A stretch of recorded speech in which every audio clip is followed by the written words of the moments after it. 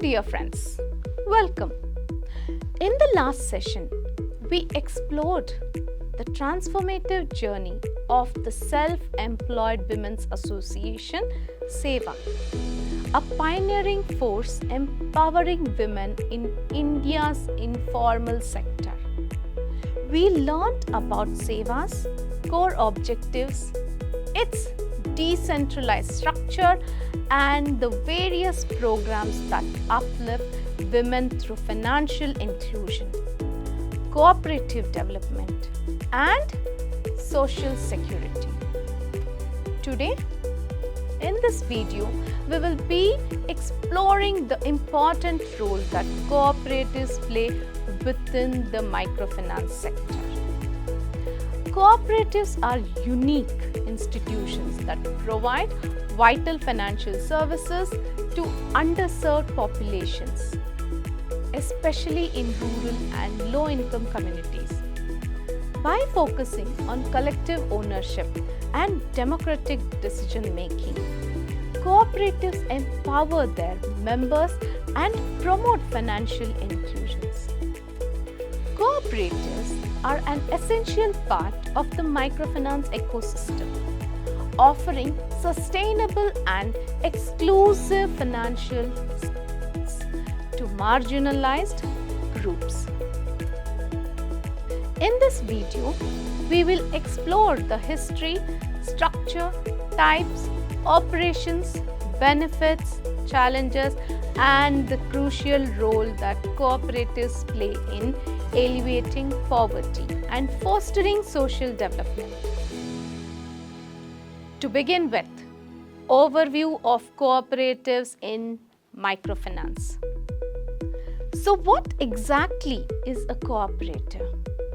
A cooperative is a member-owned and member-managed organization that operates for a mutual benefit and its members.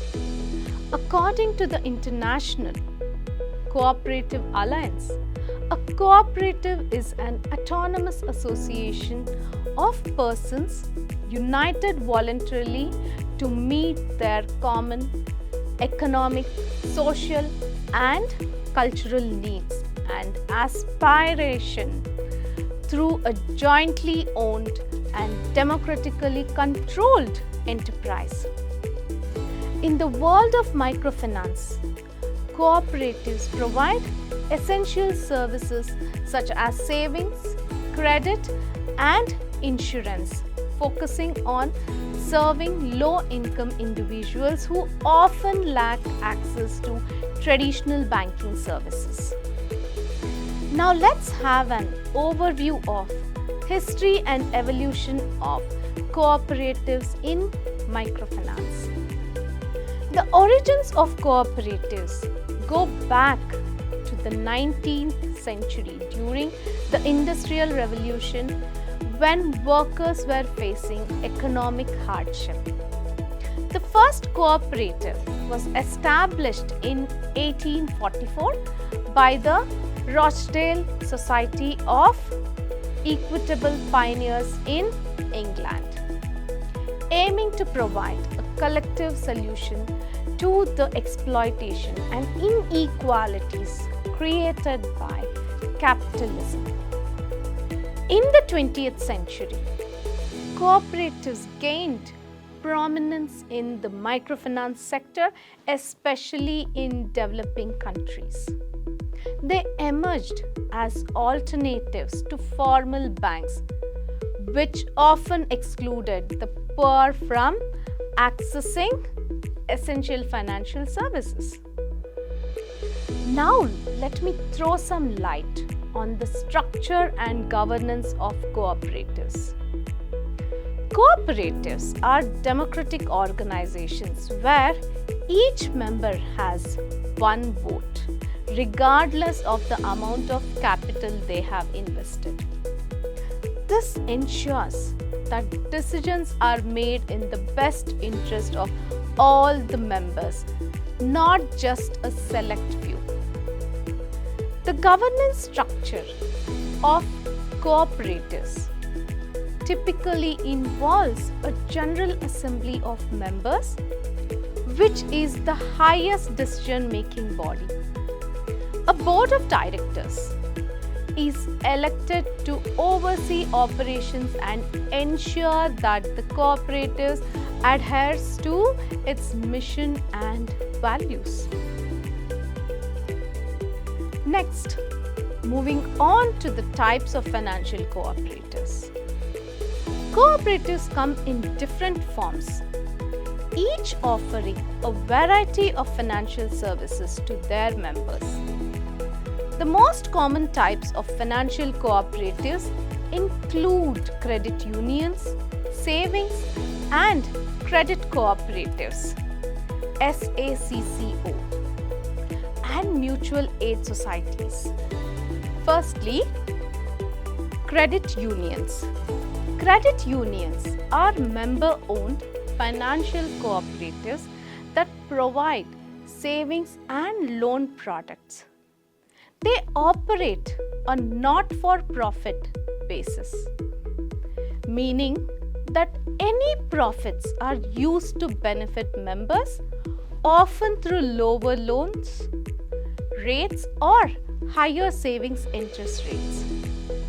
Secondly, savings and credit cooperatives, SACCOs. SACCOs, similar to credit unions, may offer a wider range of financial services including microinsurance, investment options and financial educations. SACCOs are especially popular in Africa, where they provide essential financial services in the rural areas. At third, mutual aid societies. Mutual aid societies are informal cooperatives that pool resources from members to provide financial assistance during times of need, such as illness, unemployment, or funerals. These societies are common in many developing regions, including Africa, Asia, and Latin America. Now let's look upon one of the important aspects, that is operations and services of cooperatives in microfinance. Cooperatives offer a wide range of services aimed at promoting financial inclusion and economic empowerment. Let's take a look at the key services that cooperatives provide. Starting with savings. Cooperatives offer members a secure place to save their money, promoting a culture of savings that helps build financial resilience. Unlike traditional banks, cooperatives often allow members to save small amounts, making it accessible to low-income individuals. Credit. Cooperatives provide loans to their members at relatively low interest rates, thanks to the collective savings of the group. These loans often come with flexible repayment terms, and cooperatives typically do not require collateral, making it easier for poor individuals to access credit. On the third point, insurance. Many cooperatives, particularly SACCOs, offer insurance products like life insurance, health insurance, and funeral insurance. These services are especially important to rural areas where access to formal insurance markets is limited. Next, financial education. Cooperatives also provide financial education to their members, offering training on savings, budgeting, credit management, and entrepreneurship. This helps members improve their financial literacy and make informed financial decisions. On our next note, social development. Beyond financial services, cooperatives often engage in community development activities such as investing in education, healthcare, and infrastructure, which improves the overall well-being of members and their communities. Now let's dive into some of the benefits of cooperatives in microfinance. Cooperatives offer numerous benefits to their members and the communities they serve. Let's explore some of the key advantages cooperatives within the microfinance sector. Democratic ownership and control. Because cooperatives are owned and controlled by their own members, decisions are made in the best interest of the entire membership. This democratic governance ensures that cooperatives remain member-focused, unlike other financial institutions that may prioritize profits. Affordability. As not-for-profit organizations, cooperatives can offer financial services at lower cost than traditional banks, making them more affordable for low-income individuals. Access to financial services.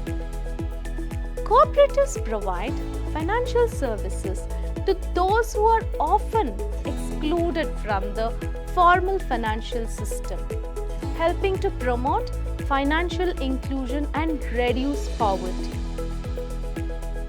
Community empowerment. Cooperatives are deeply rooted in the communities they serve. This fosters a sense of ownership and responsibility, which helps strengthen community ties and promote local development. Sustainability. Because members have vested interest in the success of the cooperative, they are more likely to behave responsibly and ensure the cooperative's long-term sustainability. Moving on to the challenges facing cooperatives in microfinance. While cooperatives offer significant benefits, do not forget they also face several challenges that can limit their effectiveness as microfinance institutions. Starting with lack of capital. One of the main challenges facing cooperative is the lack of capital to meet the growing demand. Because cooperatives rely on member contributions, they may struggle to provide sufficient credit and other services, especially during times of economic hardship. Governance issues. Democratic governance can sometimes lead to inefficiencies and conflicts within cooperatives. Decision-making processes may be slow, and there may be disagreements about the cooperative's directions. Limited access to technology.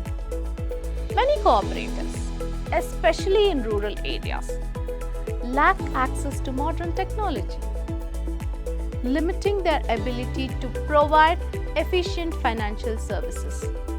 For example, cooperatives may not have the infrastructure to offer digital banking services, which can make it difficult for members to access their accounts and conduct transactions. Next, regulatory challenges. Cooperatives often face regulatory challenges as they are subject to different regulations than other financial institutions. This can create compliance difficulties and limit their ability to access government support. Competition from other MFIs. cooperatives also face competition from other microfinance institutions such as microfinance banks and the NGOs, which may offer similar services at competitive rates. Now, let's look into the role of cooperatives in poverty alleviation. One of the main objectives of cooperatives is to reduce poverty by providing financial services to underserved populations. Let's explore how cooperatives contribute to poverty alleviation. Access to credit.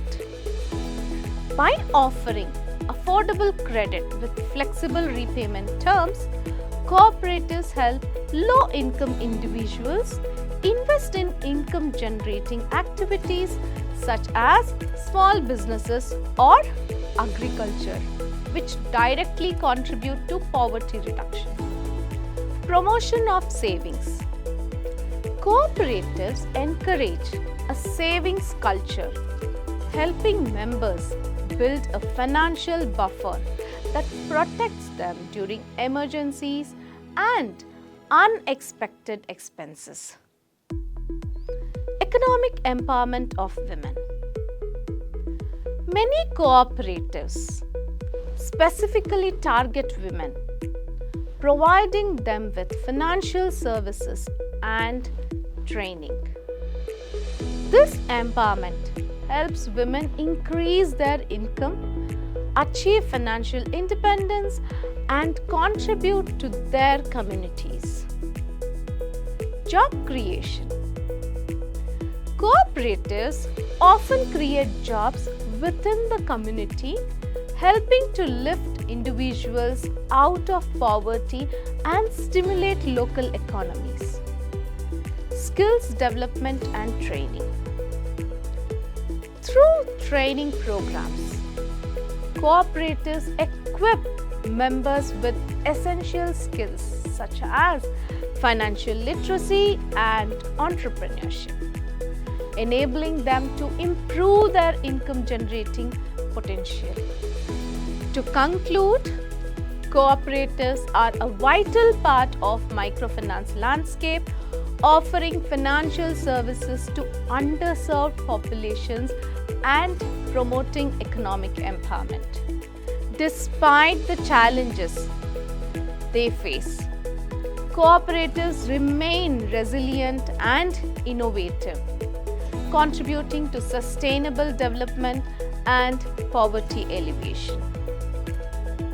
As the microfinance sector continues to evolve, cooperatives will play an increasingly important role in addressing the financial needs of marginalized communities. By leveraging their strengths, cooperatives can expand their reach and help build a more inclusive and equitable financial system. Thank you all for joining us in exploring the important role that cooperatives play in microfinance. Their democratic governance, focus on community development and commitment to financial inclusion make them powerful agents of change in a fight against poverty.